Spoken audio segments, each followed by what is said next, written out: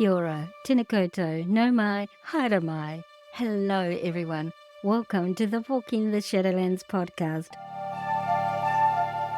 Join me as we take a walk into the realms of the unexplained, of the paranormal, of things that go bump in the night and haunt your dreams.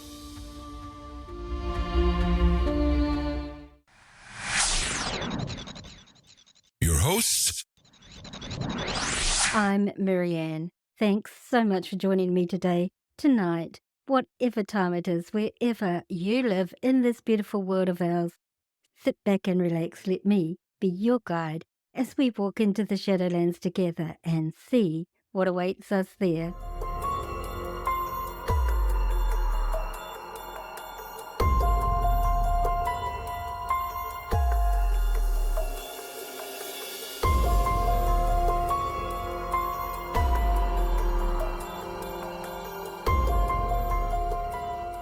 Hello, everyone. It's so good to be back with you all on the Walking the Shadowlands podcast. Honestly, I've missed talking with amazing guests and the whole creation of our episodes. Creating the mini bonus episodes was a really gentle way for me to get back into the whole recording and editing process that I've missed so much. However, it wasn't the meat of my podcast, but with this episode, we're officially back. Prepare to delve into the mysterious realm of demonology as we sit down with my guest, a seasoned demonologist with years of experience in uncovering the secrets of the supernatural, from debunking myths to sharing chilling, real-life encounters. We uncover the truth about demons, their classifications, and the methods used to investigate and combat their influence. Whether you're a skeptic or a believer, this is an interesting conversation. Are you ready to walk with me into this part of the Shadowlands and see what awaits us there? Let's begin.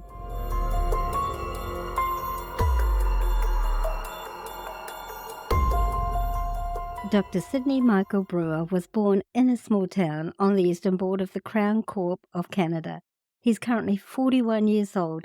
Sydney's trained in many different theological philosophies. He obtained a PhD in Demonology in 2023 through the American Institute of Metaphysics under Dr. William Lester, ATL, Georgia.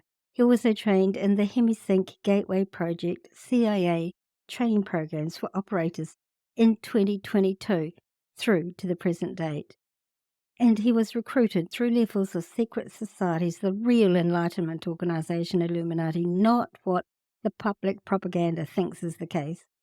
Sydney also trained in financial worldwide systems via Sublette Corps to facilitate the financial handover and peaceful transition of the power from the old elites to the new Earth 5D awakened via CQV Trust, executed for the protection and advancement of the human species plan via the White Hat program. He was selected to advance the Awakening program in 2019. He's also the founder of the Yesden Institute, created this year in 2023 to provide real, unfiltered information to those seeking to exit the old matrix systems, or currently the operating system you know today. My guest, Dr. Sydney Brewer.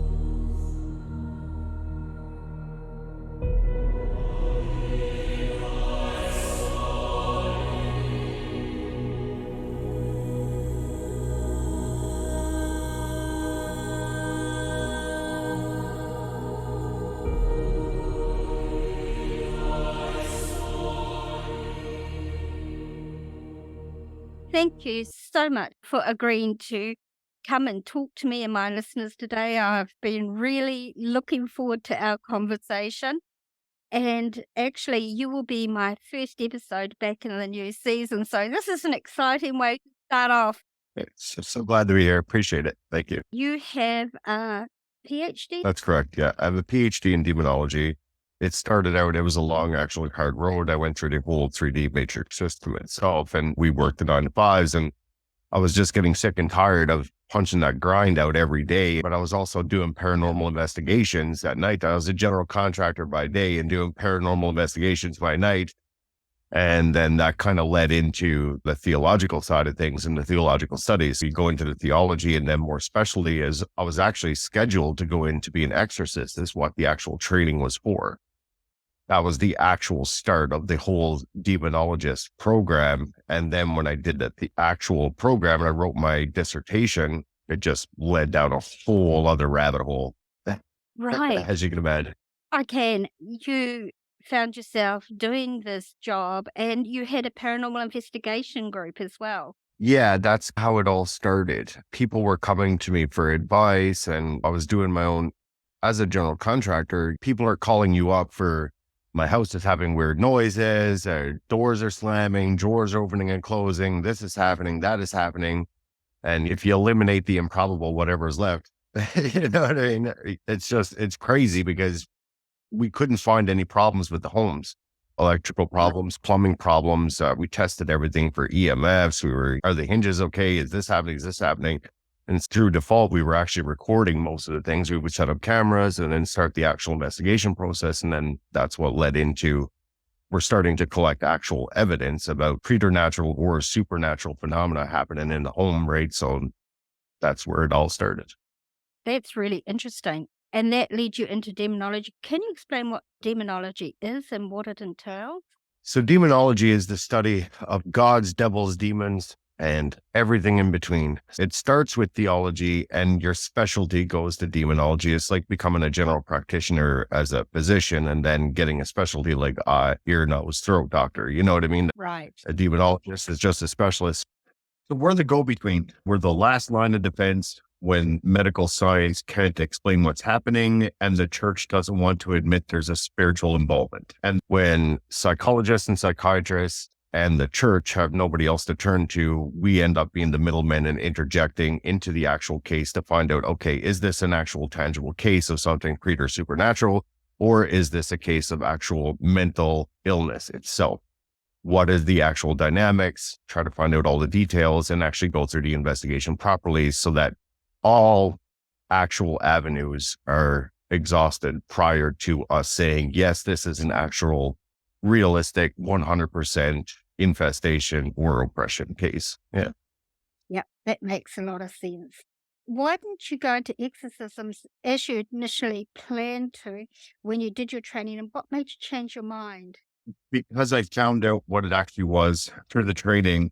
We have this common misconception, especially in Hollywood, with what they present in the movies versus what it actually is.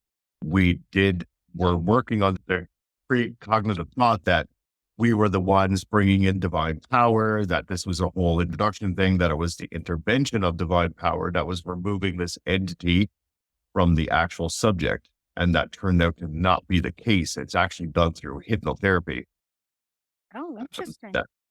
Yeah, so it's just power suggestion. End of the day, the influences are there. It is a power suggestion thought. So therefore, we started digging in more to why would they use this and everything else that was happening with the client. What were the influential factors? What was going on in the world and everything else? And truthfully, that's what it comes down to. It's the power of belief and convincing the actual patient that they are being helped by helping themselves.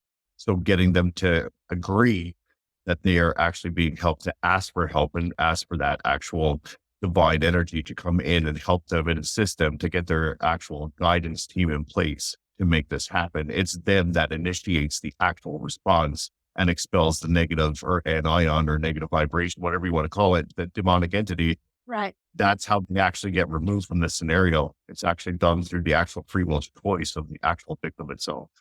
Very interesting. So it boils down to intent. Yeah, intent. It's all about intent. What are some of the common misconceptions about demons and demonology that you've come across? The biggest one I learned myself.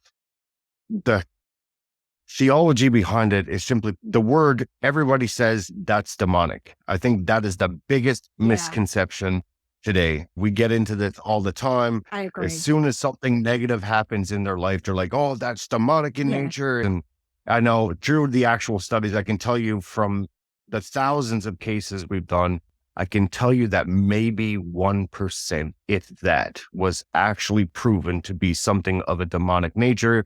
Most of them, if not, I would say close to 80%, are just either something between clout chasing or somebody looking for attention or mental illness itself, or because Hollywood puts out a new movie, Yeah. all of a sudden Ed and Lorraine Warren are back in a film, which praise them because they got me started in this industry. Much love there. But at the same time, someone watches an Exorcist movie and all of a sudden now that we have an explosion of cases around the Right. world. Yeah, So absolutely.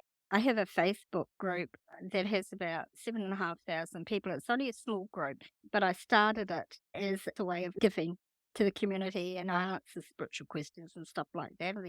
And so often I hear people say, oh, I have this demon or I have this, and it's just an angry human spirit. It's not a demon.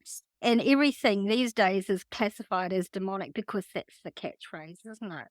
that's right. Yeah. Yeah. Yeah. Yeah. It's the stereotypical thing to say. We just have to classify it with something so that we can have an understanding of what it actually is. You know what I mean?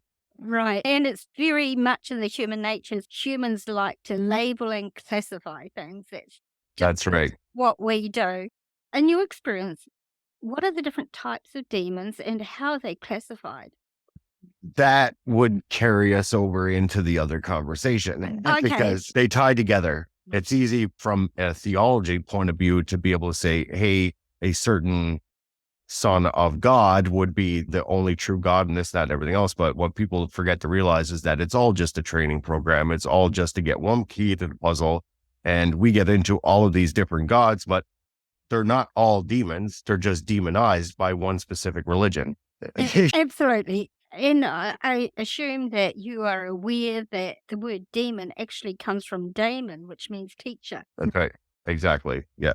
And it's so much taken out of context. We've seen it over and over and over again. Every spirit, every ethereal being, every entity, every ET, it doesn't matter where they're coming from. They all bring something to the table. So they all actually have a purpose. Now, that being said, some of them come in as a negative influence in your life just to guide that life path marker. That's what happens. It's like if you're getting off course, they're going to throw some shit over here so that you go back the other way. You know what I mean? Right. That's exactly how it gets interjected. Everybody's like, hate this one, love this one, do this, do that. But at the end of the day, we all came to the general conclusion that it's just a balanced equation. And when you see it from a 5D perspective, looking down at the actual chessboard, now you have a comprehension of how the game is actually played and why evil actually exists in the world today. Yeah. And we'll get into that next episode.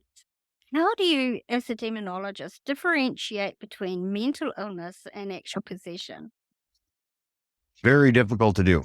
It takes a lot of interjection. First, you still have to go with the general practitioners. We would put a full team together.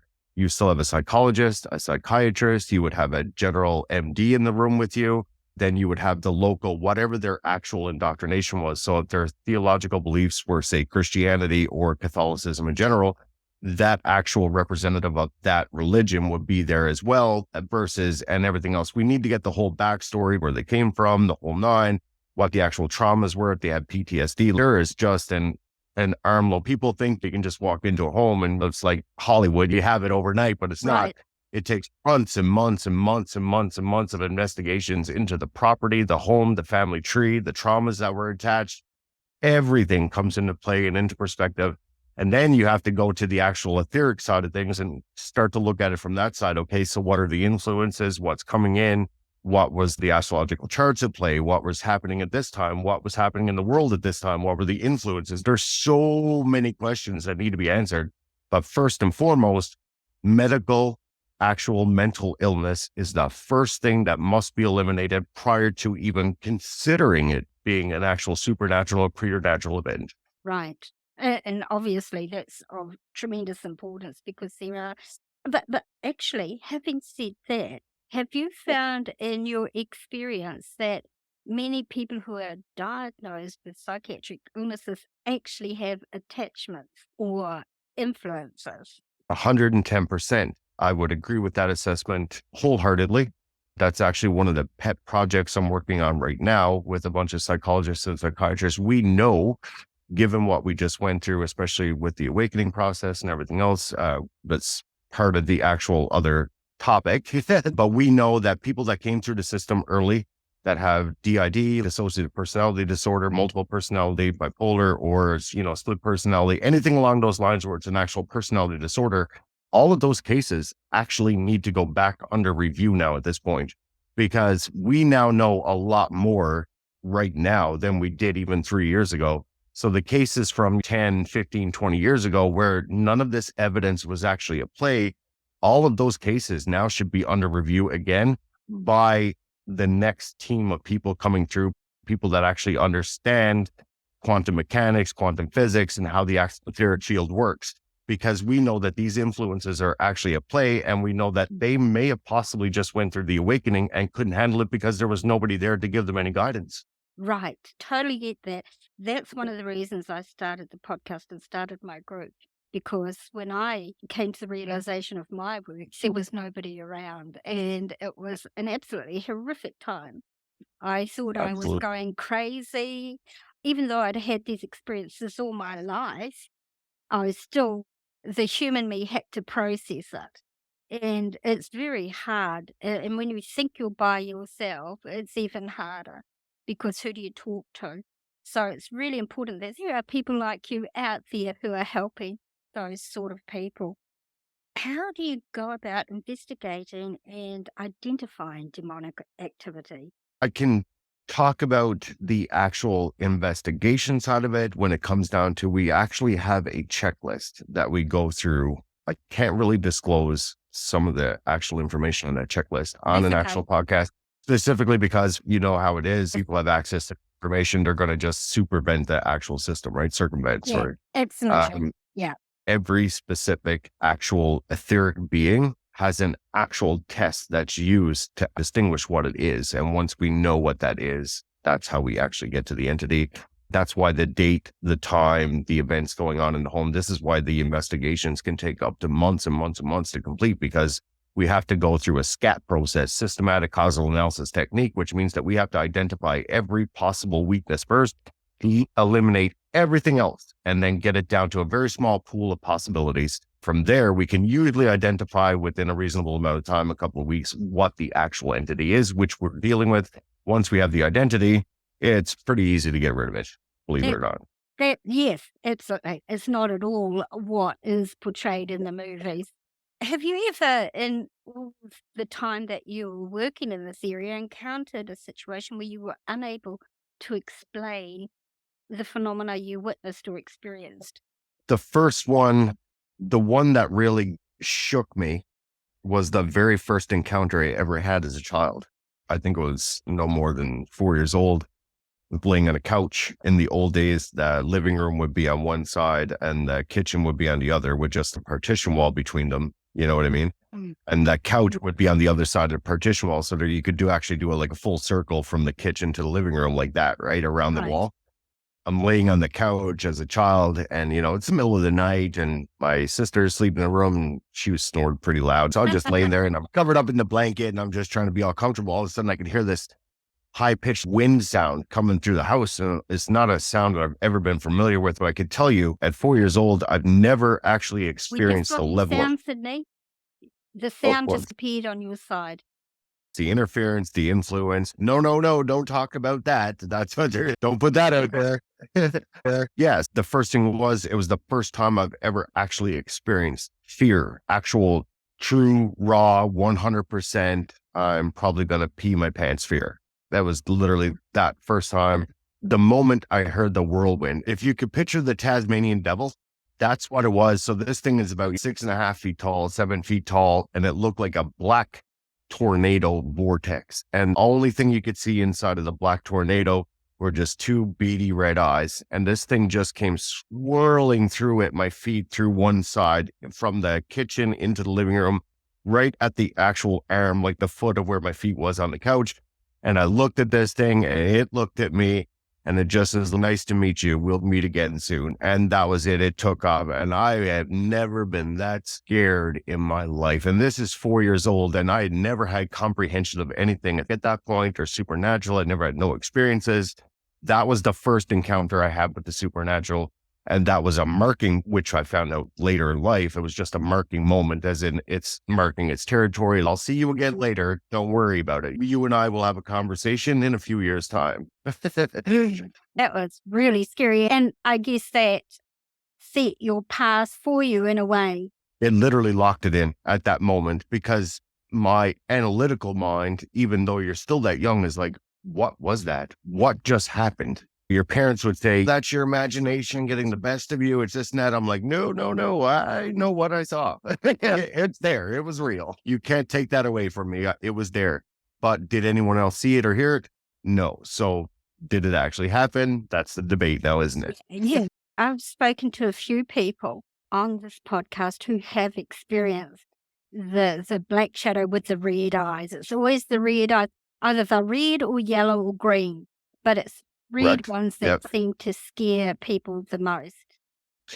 We actually know why that is. We found out what that's actually tied to. And the eye color actually has to do with the chakra activation colors. That's what happens there with those entities. So that's interesting and fascinating. Yeah, when you get into the actual study, we know that when we're in our peripheral, we have a higher spectrum of light that's viewable in the peripheral than it is in your actual front, in your actual eye line. Right. We know that going through the awakening now, things have changed. So normally people would say, oh, I seen something move at the corner of my eye. That's because you actually did, because you actually have a higher light spectrum at the corner of your eye. The moment you look at it, it's gone because your light spectrum narrows. Therefore, it did disappear, but it's actually still there. Right. That's how that works. So the thing about the chakras is what we found out, the eye color directly ties to the actual chakra colors. So when people are seeing these shadow people or vortexes that are actually, some are blacker than black, but it's manifested energy. We know this, but the eye color tells us what it's manifesting for. So in the red, we know that that's the lowest sacral chakra, the actual lowest form, that lowest density vibration. That's why I was seeing it at such a young age. It was my introduction into the actual awakening process at that young age. Oh, that's really interesting. It never occurred to me to question why some had that. So that is very interesting to me. Can you share one exorcism case that you worked on, what the person was experiencing that brought them to your attention? There was one case in particular that hits very close to home. It was a personal attack on me and my relationships and my family. When I got into this industry, my professor at the time told me, look, make sure this is the right choice for you, because once you go down this rabbit hole, there's no going back. You stare at the abyss long enough, they come looking. And we were warned that you can't have any relationships. But I didn't really buy into the script at the time, because it's seeing is believing. You need to see it for yourself. Is there actually something out there that can cause this type of actual negative impulse in someone's life? We know from the stories and the training that yes, actual true cases do exist. Yes, these entities do exist. Yes, we know they are multidimensional, but we learned that through all the processes of elimination, they don't come after you. They come after the thing you love. Right. So when they want to attack you personally, it's just like anything else. If you're talking about cartels or any type of thing else, they go after your family, and that's how you're held hostage. That's just how they work. It's a lower vibrational system, but they know you may never break, but they know if I hold a gun to your kid's head, you're going to break anytime. This is what they do. They go after your family and they start making your family's life miserable. Your wife may lose her job, or there might be influences put into their life to force some kind of adulterous activity, or they might get astray, or things like that start to happen. And then your business might start to go down. Your bank account suddenly starts missing money, or all of these little life stressors start to happen. And that's part of that influence. And that's how they keep picking you apart, so that you actually separate from your family. And now they win because they got what they wanted, that separation. That's quite insidious, actually, isn't it? Very much so. I can honestly say one of the scariest ones I've ever worked with was Asmodeus.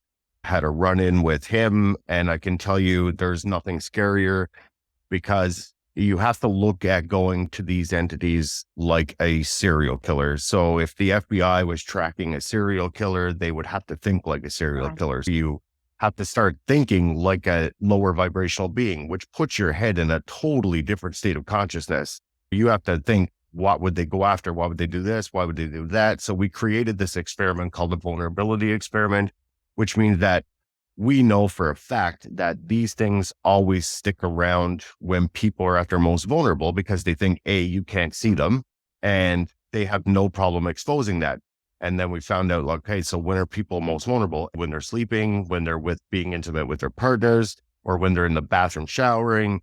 And then that led to the opening of this actual experiment, where I'm like, if my camera has this IR technology and we can use mirrors, which is an old technique of doing scrying, that reflective imagery, I'm like, so let's put a mirror behind us. And we developed this experiment where we could use the phone and the mirrors behind us to try to trap the image. And I'm going to send you a picture of the actual image that we caught. It was the first time we actually caught a demon in real time, in real footage that's irrefutable, looking over my shoulder. Real time. And his name was George, by the way. Just throwing that out there.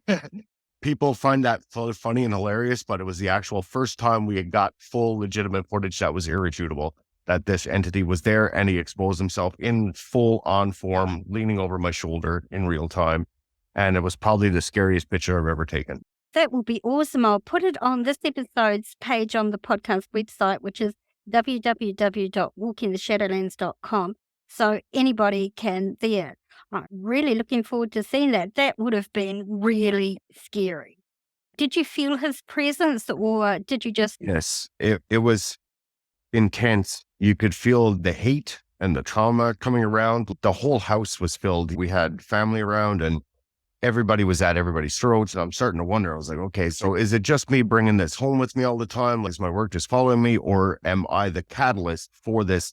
And we know that if you're a demonologist or an exorcist, in that sense, it's the loneliest job you can ever have, because they don't go after you. They go after the thing you love. That's the difference. They don't fight you one-on-one. They won't come after you because you have no fear. Right. They go after the thing they love. That's the big kicker. So you end up spending a lot of time alone. That's very difficult. And it's not something that you really want your loved ones to experience, but it's part of the path, That's right. isn't it? Please explain, what are the stages of demonic oppression? Because we hear a lot about the terms oppression, I don't know, influence. Can you explain the stages for us? Okay, so you have the infestation. There's multiple more stages. You do have the influence stage first, and the oppression, and then the possession. And then you get into the stages of perfect possession, which is something people don't normally hear about. Yes. That's the big one. That's the actual one that's hidden from Hollywood, the version they don't tell you. And it goes much, much deeper than that. From information we will be releasing to the public coming up pretty soon, we show everybody how this all ties together with perfect possession, because in this new age and this new system, new matrix, this 5D experience, it actually ties very closely into perfect possession. And more people right now in this realm of existence are actually under perfect possession than you might think. Actually, that was a question that was coming up. Can you explain a little bit about each of these levels, like influence, what happens in the stage of influence, etc.? So in the first stage of influence, it's like this. When your consciousness decides to take on a task, what happens is, in my case, you're scripted into this reality where you say, look, I want to be an exorcist. I want to be a demonologist. The source consciousness itself then just says, in order for you to actually make that decision, we have to send you every other possibility first as a strategic plan, the systematic causal analysis technique, so that we can eliminate every process so that you'll never fail, but you will ultimately decide, yes, this is what I want to do. And through that process, higher vibrational beings do not do that. They use teams of lower vibrational beings, your demonic entities, your infinite city spirits, these ones that are actually processed for that information. This is what they want to do. So they're built for that purpose. They come in there and then they start to influence your life, give you a trauma, introduce a trauma. You might have a relationship issue. You may have a business issues. You might start into drugs or alcoholism and all of these other things. And that's the actual influences. hey, maybe you should go left instead of going right. Right. That, well, if you take this job, we could get you some extra money, but then you take the job and then all of a sudden you lose it. That's just how they work. So they bait you into these processes all the time to see if you're going to bite. That's the influence side of things. And they just basically dangle little influential factors around you, making it the grass may be greener over here. Let's go this way. And you follow it because that's your natural behavior. You're just trying to make your life better. So Right. you're thinking you're making the right choice, but really it's just a bait on a hook. They just keep you going, right? Yeah. So we moved on from the influence side to the actual infestation. Now they follow you into your life because you're following their directions, meaning you're giving up their free will. So you're following what they're telling you to do. They're giving you the guidance and you're following it. That's acceptance in every shape and every form. Now, when you open your door and you've accepted to follow their directive, that's considered still an invitation. And now they have an infestation into the home. So when you're bringing that trauma from the actual real world into the home, that's where they actually set a breach. They're like, okay, now this is ours and this is our Right. target. We own this actual entity. We own this human being. He's our target. And now we're here to stay. So anything that happens in that home now belongs to them. That's their opinion. Right. It's okay. So this is my man. If you're in a relationship with me, they're going to make sure that you get out of that relationship. So they're going to make your life absolutely miserable with the straight fact that if they can get you away from me, that's more attention for them. And they want to help that way. So that's the actual infestation stage. They basically claim ownership over the person. They create those influences and the bonds, and the person becomes reliant then because the relationship with the person they're in the home becomes so distorted. They turn to the entity for compassion, and this lying thing is sitting there, coaxing them on. Like, I will be your friend. I will give you everything you Right. need. All you need to do is just trust me, just get rid of them. And this just keeps playing over in the subconscious. And we are what we hear. Your subconscious dictates your reality. So if these things from the etheric fields are dictating your subconscious and creating this, you're then thereby creating that reality. And it just keeps snowballing from there. Then you get into the possessive stage, meaning the person actually gives up on the reality they're in and is willing to accept the act. They're so beat down, so defeated. They give up on life. They're like, I just can't do this. They throw their hands up. They're like, you know what? Fuck it. You want to get with me? Here I am. Come in, come take it over. I'm just done. I want out and you can have it. And then bingo, bango, or in like, that's normally where it ends, especially with the Hollywood versions. Right. So that's what they want to cap it right there. We'll get on to perfect position in a minute because I actually have a question about that. What happens with a Yep. person if they're actually possessed and isn't as common as movies would have you believe it is? It's as common on the influence side. Most people actually make the right choices, and the entities themselves are under contract just to make you make a choice. Right. The possessions, the true possessions, there's no such thing as an entity actually entering the body, except for what the next question is on the perfect possession side. Right. Other than that, any demonic entity does not actually enter the body. It rides the back or the shoulder or the side, and they are just an attachment to the actual physical being itself as an Gotcha. extension of the etheric fields that are around you, the energetic fields. So they operate because they're in the quantum. So they operate inside of your energetic fields, not inside the actual vessel itself. Totally understand that. Now let's get on to the perfect position. I once heard an Art Bell episode, and Art Bell was my hero as far as interviews go. He was so good. He talked to a Father Malachi Martin, and I recall the father talking about people he regarded as perfectly possessed. There's people who are very happy to have the entity control them, their lives and their interactions with others. Have you ever in your work come across any such people? And if so, how did you deal with them? That actual question hits more close to home than you might think. I ended up being one of those people on that profile, and how you just see my lights because I said that. So there's that confirmation. So here's how it goes. If you don't proceed with your life mission and you go through in the quantum field, you'll go through basically your own unaliving stage. You're throwing your hands up, your life has gotten bad, and that possessive case is there, but there's actually a higher mission for this physical body. So this physical body represents an actual target goal inside of the actual matrix system, which means that nothing can actually happen to it. It must proceed forward with their mission at all costs. If the lower vibrational beings done their job and they can manage to break you enough and you are checking out, you want out, The higher dimensional beings step in and they do not need permission to take over. They can actually enter at any time and take the actual asset over, and they can stay as long as they want, and you won't even know they're there. Right. And Every decision you make in a perfect possession is actually perfectly guided, meaning that you feel as if you are making the right choices. But all of a sudden, during that perfect possession from a higher dimensional being or higher entities themselves, it's normally for the purposes of completing a mission, meaning the mission is so valuable that they actually risk everything to come in and step in and get involved and do the scenario. It doesn't apply to the lower vibrational, like the regular little demons, familiars, and all these other little entities that we have to deal with. It doesn't apply to them. It has to be probably about the 12th to 14th dimensional space before they can actually pull that off. And that's where they have to sit. They can't do it other than that, because it takes permission until you get to that level. That sort of deal. I did go through this during the actual demonology stages of it. When I was actually going in and I was finishing up my PhD, I got so far down the rabbit hole, I couldn't figure out what was going on. So I ended up getting lost. Of course, when you play with these things all day long, they don't forget. right. They're coming. And if they don't get you, they go get 7 more. If they can't win, they get the next level guy up. And if they can't do it, they bring the boss. And if the boss can't do it, they bring the prey. It just keeps going and going and going and going until finally they get you to a point they're going to break you. Right. Because you gave up on the mission. You couldn't complete it because of your actual lower vibrations as it was in the 3D system. So they bring in this higher level entity. So in my case, I had multiple ones. First, I had Michael, and then I had Set.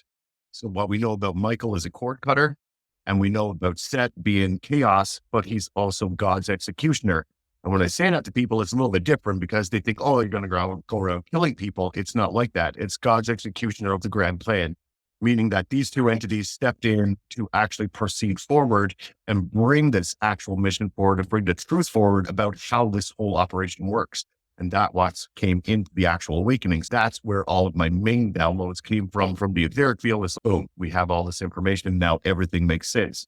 So when they get you on the right path and take over the actual asset, when the job is done and they know now you can continue on, they check out, but they stay very close by just in case you decide you're going to do something stupid again and they need to get you back on track. Right. That's So how that works. they removed whatever was inside of you. Yeah. Gotcha. And we'll get into that in our next conversation a little bit. You talked briefly about your experience with Asmodeus. What happened with him and how did you get rid of him? So at the time, my knowledge on that level of a game player was still very naive. It's not as simple as what people think when you start thinking about the power level of these etheric beings. There was a conversation had to me. We were driving home with my partner at the time. I was in the passenger seat. My ears just started ringing. So we're in the right conversation. So I'm in the passenger seat and I got this download right now. And I mean, this is just coming after a traumatic event. We're having an argument. It was not a good time. We were right in the midst of all this exorcism and demonology stuff. Pull into the driveway. I just turned to her and I looked and I said, "Are you suicidal?" And this was the breaking moment with everything happening with us. I looked at her and said, "Are you suicidal?" She goes, "How did you know that? Like, how can you possibly know that about what I'm going through inside my own head?" So she admits it, and then she just starts talking about these influential factors that just hit her. She's like, these thoughts are coming in, these processes of getting these names, this name keeps popping up, this asmosis something. Sorry, she couldn't pronounce the name. She's like, I just keep getting this, I'm going to die. They're going to kill me. And during that conversation, I get my second download of this Asmodeus. And it says, "We're taking her, but we'll make you a deal right now. We're taking this actual character away from your life. She's given up on herself. She is going to commit suicide. That's going to happen. We already got her, but we're going to allow you to save her." How does that sound? You're sitting there in the chair and all of your training kicks in and you're like, here we go. This is the moment they test you with everything in your system. They're testing you to see if you're going to make the choice to save one person over actually saving the actual soul of the entity that you are yourself. Would you Right. give your soul up to save another person? That's what they're looking for. Right. So he says to me, here's the deal. You allow me to allow your physical body to contain 5% of what I am, and we will let her live. That was the contract. Mhm.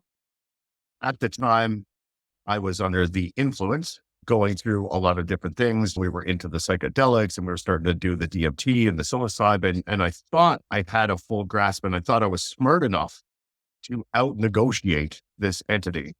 Meaning that if you're going to make a deal, and I consider myself a very logical person, anybody that knows me, I have a plan for a plan for a plan for a plan. No failures around. I can figure it out. I can make myself get out of it.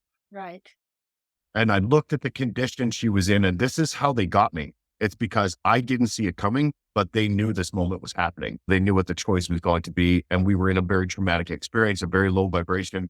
I turned to her and she's just, tears are coming out of her eyes. And you can tell she's on her last leg. She's going to actually make this happen. This is not a good scenario to be in.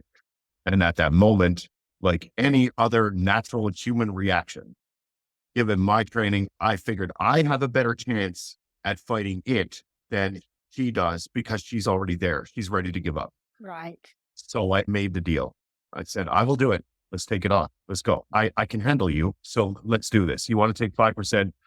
I'll give you permission to plan 5%, but your torture on her ends today as of right now. And with that, no word of a lie, the lady literally stops crying. So you know what? I just need to go lie down for a little bit and I'll feel better. I think I'll be all right. And she gets out of the vehicle, goes into the home. And with that, everything started to brighten up. That ended everything right then and there. I was expecting the clouds to start shattering, lightning to come down, this whole thing. Holy shit, we're targeting because they know what I'm going to do. They know what my life path is. They know the information I'm going to be releasing. They know all these things. So they sent the big dog after me. That's just how it is. They want to stop this information from coming out because it screws up their whole plan. Right. So I have to sit there. I sat there in that car for about an hour and had to decide, what do I do? Because everything was quiet, everything completely quiet, all silence. You could literally hear a pin drop almost a mile away. There was dead silence all the way around me. Like, did I make the right choice? Did I just screw up somebody's life path? Are they going to do something now to put an influential factor in her path that just conveniently she gets in a car accident now tomorrow because they let her go today? Is that the actual transcript? And it turned out to be much, much worse than that. Life from there just cascaded downhill. It just turned into just this nightmare of a life and existence. And everything was introduced from the drugs and losing the businesses and losing everything all the way through. They just pulled my whole existence apart down into nothing. And it was left in that stage. It was at that moment that I could actually hear the conversations in the etheric field, because when you're connected to them, you can actually hear them talk about you in real time as you're sitting there. Mostly they would diagnose that as schizophrenia. And they would say, oh, and you're hearing things and everything else, but it's not like that. It's actually a little misconstrued about how they actually presented that. So it's when you're hearing these things, you can hear them having a conversation, how they're actually going to mess up your life that day because they don't think you can hear them. So this is all playing out in real time, and everything they would talk about would come out and come out and come out and come out. So I ended up contacting my professor. I'm like, look, I think I'm in a bit of trouble. This is what happened. This is the deal I made and everything else. He did give me a contact. I can't mention the contact on here, but he did give me a contact of this person locally that can actually deal with these things from other higher practices. Right. This person gave me a little bit of advice. Didn't really work out too well for us. At the end, I threw my hands up. I said, I just can't do this anymore. I can't do it without help and guidance. Because my whole principle at the time, when your mind is that far gone and you're into the drugs and you're into this and you're into that, and you're also getting influenced by these negative entities. And these are very powerful beings. They can make your reality shift in a second. They can make you think there's a person standing in your room that's not there, that you're having a full conversation with something that's not actually there. They can present images to you. So you can walk into your bedroom and see your partner in bed with another person and see it in real time, Right. physically, and then go to pull the sheets off and there's nobody there. It's that level of actual misperception in the whole grand scheme. So I was basically guided then into the esoteric practices. I got recruited by different organizations about what was happening. And I started to find out that everything got connected. So we're talking about the Illuminati stages, CIA practices, and all of these things. Now you're not so much a target, but you're in a selection stage. They're watching everything now for your behavioral actions, how you go forward, because we know this now. I know this now, especially seeing as I've made it through the training, is that everything was a selection process and it was there for that reason, but they had to isolate me in order to make this work. Right. That's how that happened. In order to deal with Mr. Asmodeus, we had to actually bring in these very high multidimensional beings to actually introduce this system. But that came with the contract as well. Right. So I was like, there's no out of this. You can't navigate this system on your own. Either way, every side wants a contract in place. And we know this through soul contracts and everything else now that Right. that's actually how everything is done. You're under contract for everything. So then it was Michael to cut all the cords with the family, cut all the cords with my friends, cut all the cords. And I went into isolation for 3 years and training. And then I had Set coming in, and then Set was the actual part that stuck with me when it comes to chaos and executing God's plan, which is how we created the Yesn Institute for actually saving humanity through all of this crisis that's going on right now. So that's actually what the whole play was. Asmodeus got canned, taken out, and I'm pretty sure he's probably sitting there today wondering, yeah, I'm going to get another shot someday, but that's just how it is. He's in the back corner doing push-ups, getting stronger and stronger and ready to come back. That's just how they work, right? Wow. Yeah. So that really brings us into our next conversation later. So what advice would you give to someone who believes they might be dealing with demonic presence or experiencing demonic activity apart from angry human spirit, the genuine thing? The first thing I suggest is this. There's the Hollywood version that everybody wants to talk about. You go talk to an exorcist or a demonologist or the clergy. Do your homework on what the source is and where that's coming from. That's my biggest suggestion is this. If you're having mental illness and you're suffering from mental trouble, obviously check with your actual psychologist or psychiatrist first. Given the fact that if you find that they're not helping you, there is another option, and that's what the Yesn Institute was for. We decided to put this together for people to give you the other avenue. We actually work with psychologists, psychiatrists, and the clergy. We bring the whole team together because it takes an actual village to figure out the problem. If any one of us separate and we say, oh, we have the answer and give somebody a pill or fix it with this or fix it with that, that's not the right answer. We need to actually get to the root cause of the problem. We need to figure it all out. Let's work as a team and let's work as an actual combined unit. That's actually how it should be done. And that's why we are trying so hard right now to open up all of those old cases. As painful as that would be, there are people that would say, you know what, maybe we shouldn't open up that can. We should just let it go. That's all right for them to say, but is it all right for the people that are sitting in those institutions suffering right now? Is it fair to them? Right.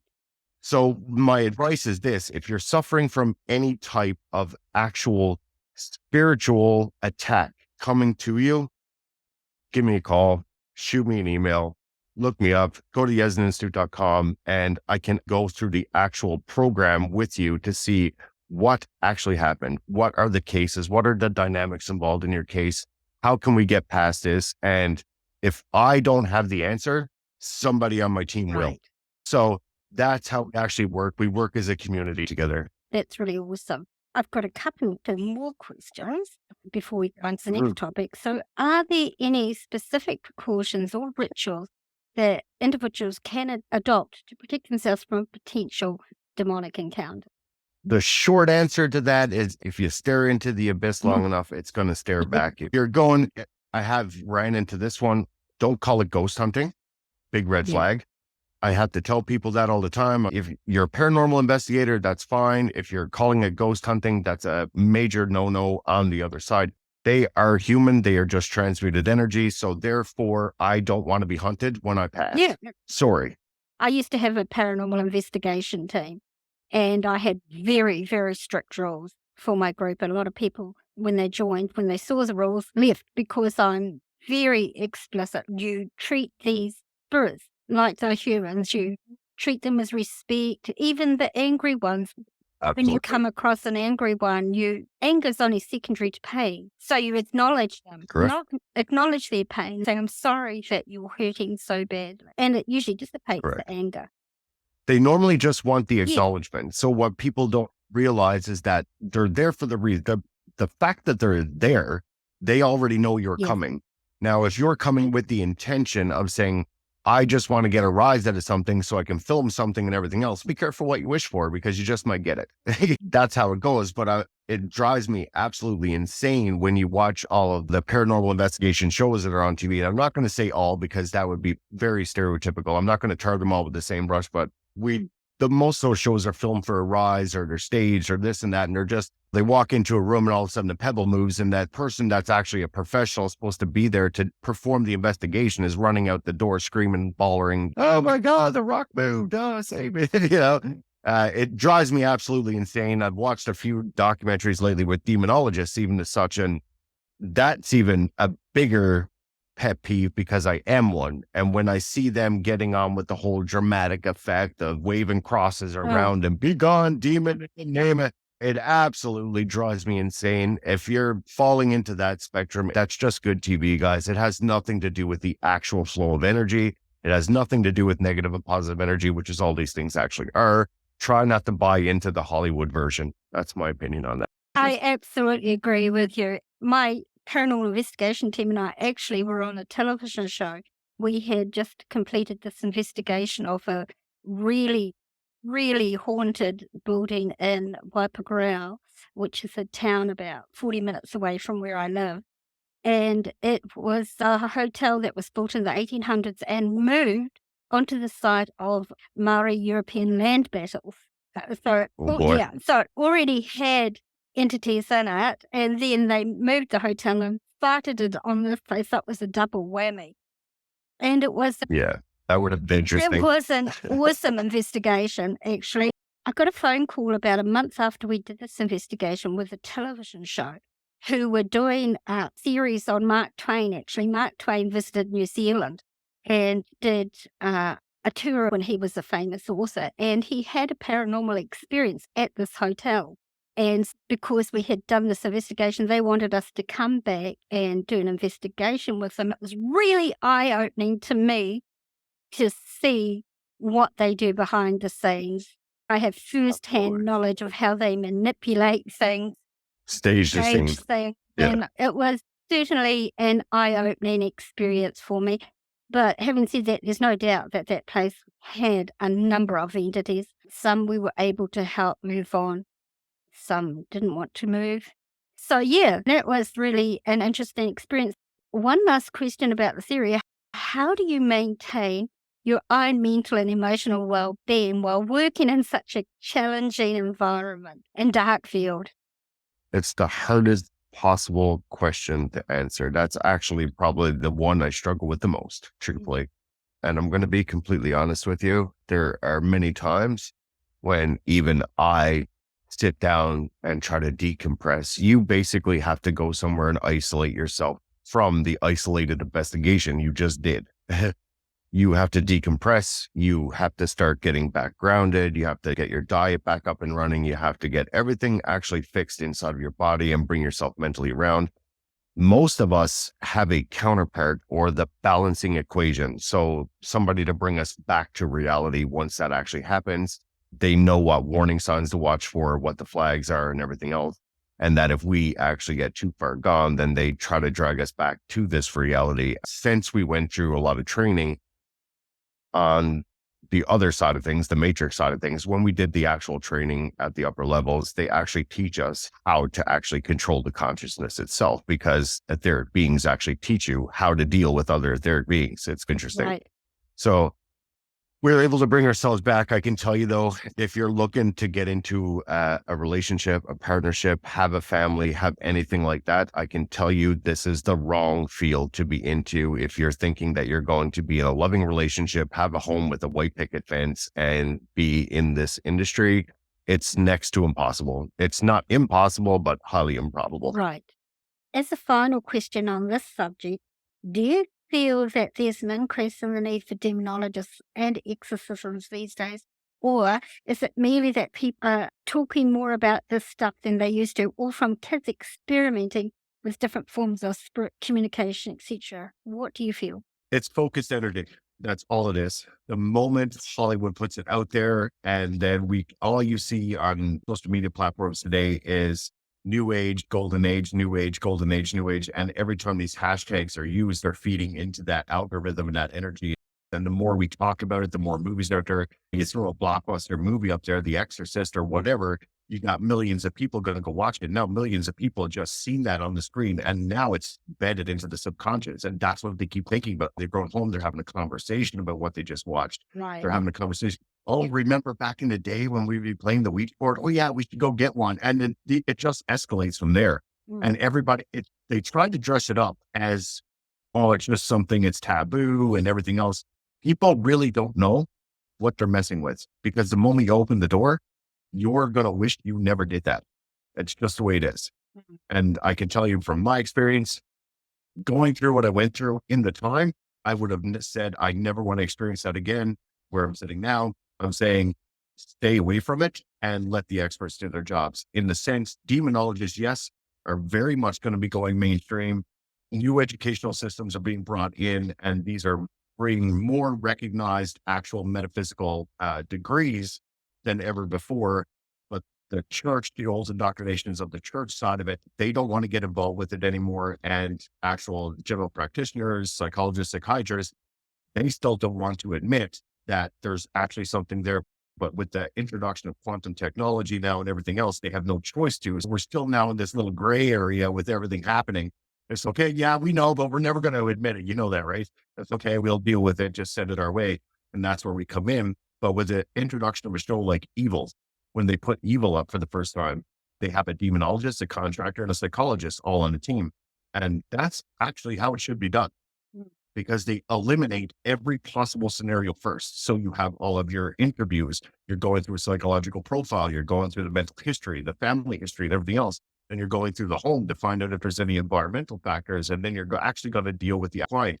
And through the process of elimination, if you eliminate the impossible, whatever's left, no matter how improbable, must be the truth. That's just how it works. Right? And we can normally get to it, because the moment you called somebody up, even at my section, if I have a contact that contacts me, it escalates almost instantaneously, because you're already well known on the other side.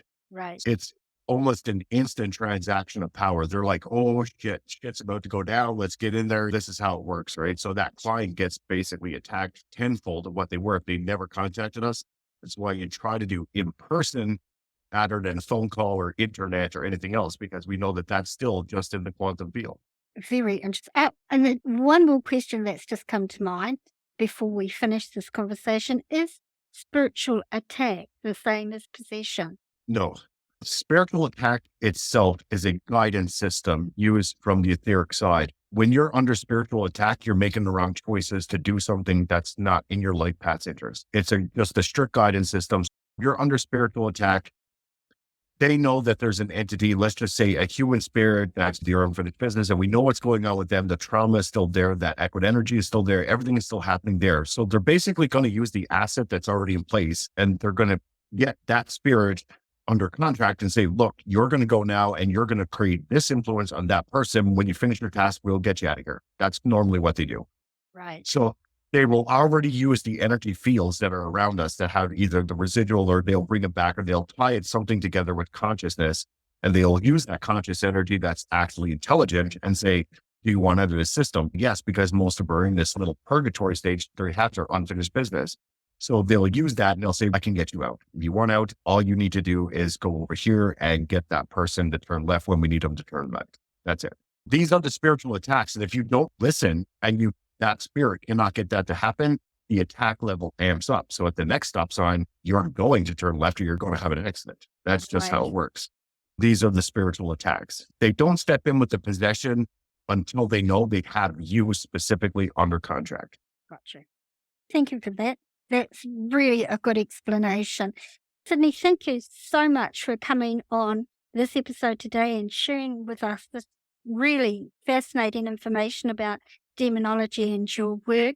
I'm really looking forward to having you back on another episode to talk about another important subject that's really a follow-on from all this work, all this groundwork that you did as a demonologist.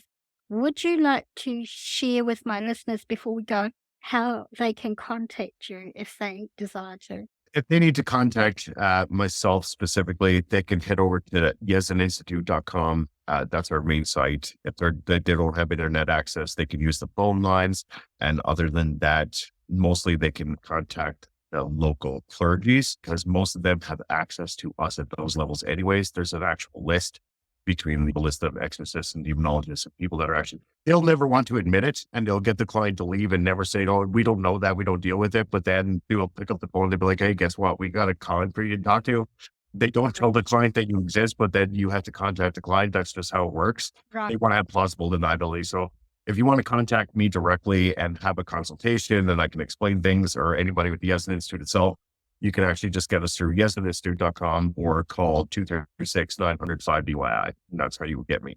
Awesome. Thank you so much for your time today, Sydney, and I'm really looking forward to our next conversation. Absolutely. 100%. Thanks for having me.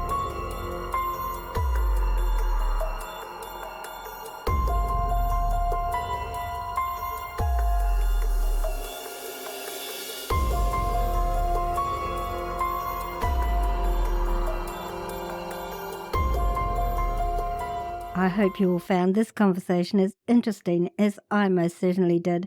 And I'm very grateful to Sydney for his sense of humour about the whole re-recording thing. I know I certainly learned some interesting facts about how a demonologist works, and our understanding of the unseen has expanded, shedding light on the mysteries that often send shivers down our spines.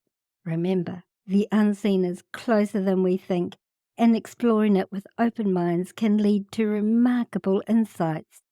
So stay curious and stay tuned for more captivating stories and enigmatic encounters on our Walking the Shadowlands podcast. Until next time, I'm your host, Marianne.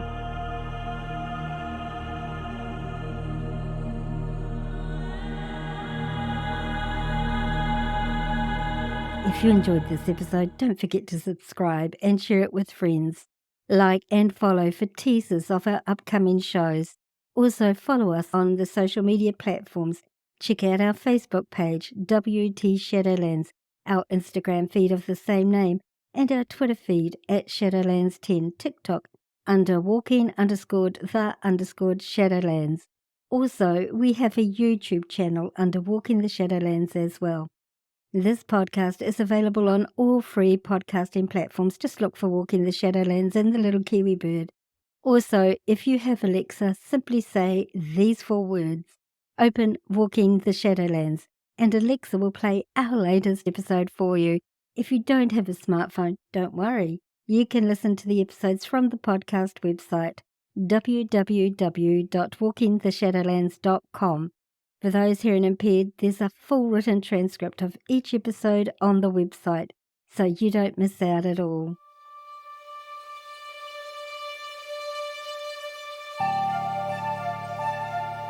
Thanks so much for listening to this episode. Ka kite.